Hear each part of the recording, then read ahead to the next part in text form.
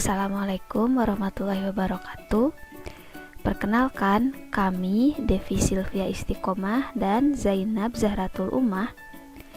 Pada kesempatan kali ini, kami akan mewawancarai Bapak Asep Saipul Hidayat selaku Wakasek Kurikulum SMA Negeri 1 Batu Jajar mengenai implementasi kurikulum Merdeka di SMA Negeri 1 Batu Jajar.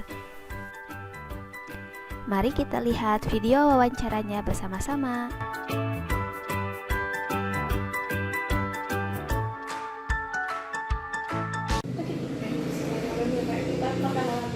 Iya, saya Zaina dari Silmani, saya Devi. Oke, di sini kita mau wawancara mengenai kurikulum Merdeka Belajar. Kan sudah kita ketahui ya, kemarin kan sudah disahkan ada kurikulum baru dan sudah disosialisasikan juga di beberapa sekolah, terutama di sekolah penggerak yang lebih dulu menggunakan. Nah, untuk yang kami tanyakan itu bagaimana sosialisasi kurikulum Merdeka ini di sekolah ini, Pak? Baik, terima kasih. Semenjak ada kebijakan dan regulasi dari Kemendikbud berkaitan dengan implementasi kurikulum Merdeka, maka setiap satuan pendidikan itu diberikan 3 opsi untuk implementasi kurikulum di tahun pelajaran 2022-2023. Ada beberapa sekolah yang masih menggunakan kurikulum 2013. Kemudian ada juga yang masih menggunakan kurikulum 2013 tapi yang darurat. Kemudian juga ada sekolah yang sudah mengimplementasikan kurikulum Merdeka. Nah, kurikulum Merdeka ini terbagi menjadi 3 pilihan juga. Yang pertama ada kurikulum mandiri belajar, kurikulum mandiri berubah, dan mandiri berbagi. Betul. Nah, untuk SMA Negeri 1 Batu Jajar, karena belum terdaftar dan belum ada SK yang berkaitan dengan implementasi IKN ini, maka kami masih menggunakan kurikulum 2013 dengan opsi yang pertama, yaitu mandiri belajar. Jadi kurikulum 2013, tapi implementasinya kita coba untuk mengadopsi pembelajaran yang menggunakan kurikulum terbaru, yaitu Merdeka Belajar. Mulai dari misalnya untuk kelas 10 ini kita akan coba menggunakan beberapa yang sudah ditentukan di kurikulum Merdeka. Misalnya dari KIKD kita coba migrasi ke capaian pembelajaran. Kemudian dari silabus kita coba berganti dengan alur tujuan pembelajaran. Dari RPP kita coba kepada modul ajar. Nah, untuk kelas 10 di SMA Batu Jajar itu kita sudah mulai mengimplementasikan kurikulum Merdeka Belajar. Untuk beberapa pembelajaran kita akan coba dengan proyek, kemudian juga kita akan coba menggunakan buku sebagai referensinya adalah modul ajar di SMA Negeri 1 Batu Jajar. Kalau untuk kesulitannya sendiri, Pak, gimana terkait persiapan implementasi kurikulum Merdeka ini? Dari kebijakan tersebut, sekolah sebenarnya tidak usah terburu-buru untuk mengimplementasikan kurikulum Merdeka. Artinya harus disesuaikan terlebih dahulu dengan kesiapannya.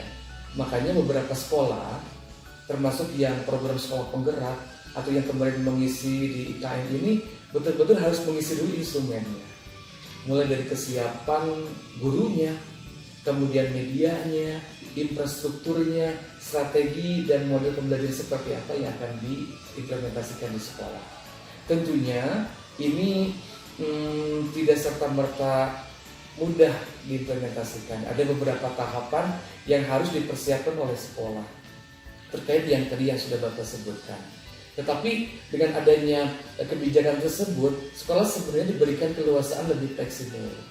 Karena setiap guru nanti diberikan opsi untuk memilih konten-konten yang sifatnya materi yang esensial saja. Yang biasanya kita mengajar itu dengan materi yang secara global, kita nanti akan memilih di capaian pembelajaran itu kompetensi dan karakter yang pas, yang cocok di sekolah tersebut sesuai dengan kulturnya dan juga kemudahannya. Walaupun itu tidak mudah, Kita tetap bertahap, tetapi dengan implementasi kurikulum merdeka, sekolah lebih leluasa untuk mengeksplor potensi peserta didik karena pembelajarannya adalah berpusat kepada siswa. Terkait kan kurikulum Merdeka Belajar itu harus ada proyek gitu Pak. Kira-kira untuk SMA Batu Jajar ini sendiri bagaimana terkait proyek tersebut, apakah akan diadakan atau seperti apa?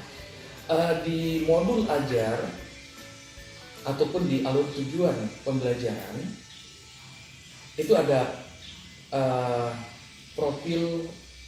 penguatan proyek profil Pancasila.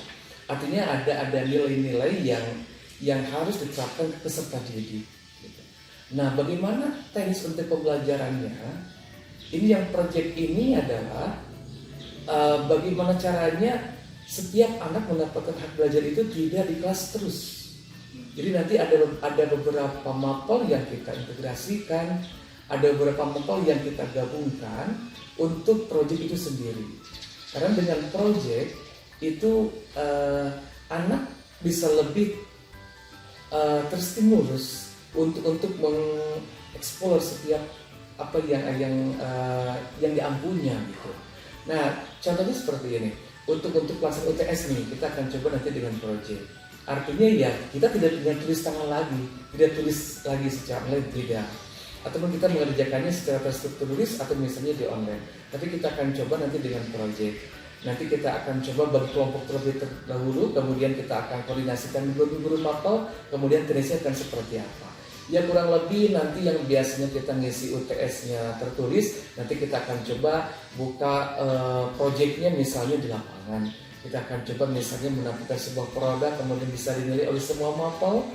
Seperti halnya kita membuat bazar, kemudian ada juga penampilan, ada juga beberapa yang dinilai secara bersama-sama, baik itu dengan rubrik ataupun misalnya dengan penilaian observasi yang tentunya akan lebih menarik dari seperti biasanya. Kalau menurut Bapak sendiri ya secara pribadi mungkin ini kan terus ada perubahan kurikulum ya di Indonesia. Nah, menurut Bapak untuk kurikulum terbaru ini apakah lebih baik kah atau bagaimana itu untuk Ya, pemerintah sendiri punya target ini sampai 2024 harus semuanya menggunakan kurikulum Merdeka Belajar ini. Tentunya ya kami sebagai pelaksana lapangan ini pasti berhusnuzon dan juga mempunyai keyakinan yang optimis karena praktisi pendidikan baik yang mempunyai kebijakan tentunya ini sudah memikirkan matang-matang ini untuk implementasi kurikulum merdeka. Jadi kami sangat yakin dengan IKM ini, dengan Merdeka Belajar ini tentunya kualitas pembelajaran akan lebih baik kembali, kemudian tujuan pembelajaran, tujuan pendidikan akan lebih terarah juga, dan tentunya kita bisa menghasilkan output yang tentunya lebih baik daripada sebelumnya. Mungkin itu aja yang dari kita tanyakan terkait kurikulum Merdeka Belajar. Nah, terima kasih Pak sebelumnya. Baik, sama-sama. Ya. Atas informasinya, mudah-mudahan berguna juga untuk kami yang sebagai pelajar yang untuk saat ini masih mahasiswa. Jadi udah ya, udah. Terima kasih Pak. Terima kasih sama-sama, semoga bermanfaat. Assalamualaikum warahmatullahi wabarakatuh. Waalaikumsalam warahmatullahi wabarakatuh.